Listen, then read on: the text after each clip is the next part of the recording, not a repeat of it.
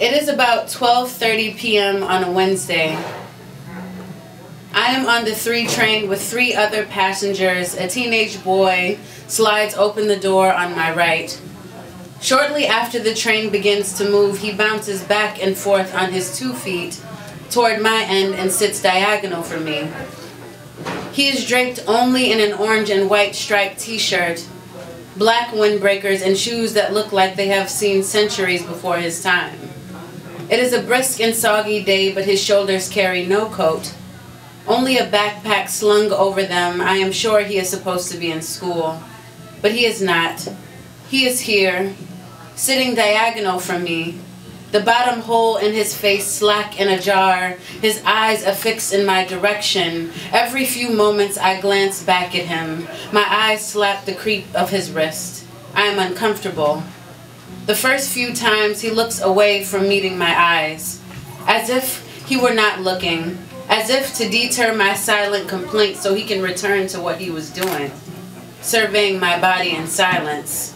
I shift in my seat, raise the volume in my headphones, feeling his onlooking, a still saber burning a hole in me. I look back again, a second time, a third time, a fourth time.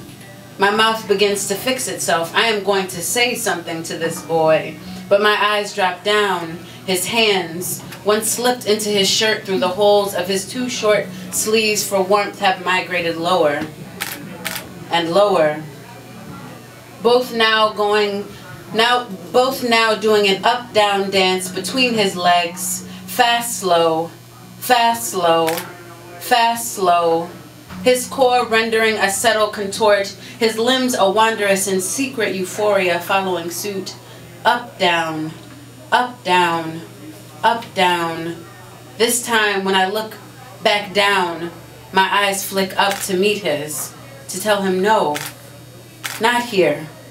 His face wandering away and back, away and back. Mine look to my left.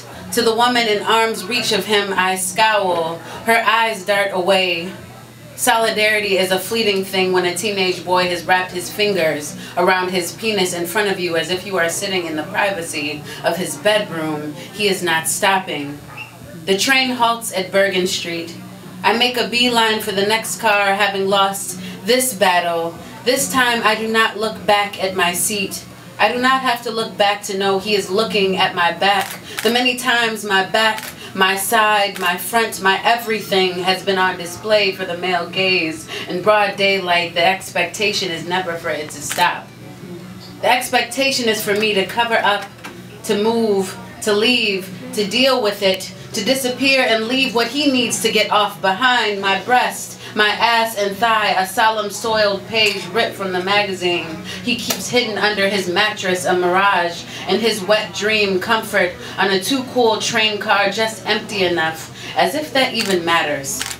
As if it even mattered that up until then all I wondered was if he owns a coat.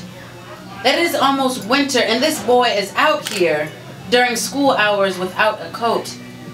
How do us women protect these young boys in trouble while protecting ourselves? The whole world telling them our bodies are at their disposal. The dump truck when the heavy of the world gets too tough and they're wandering a cold city in need of a home.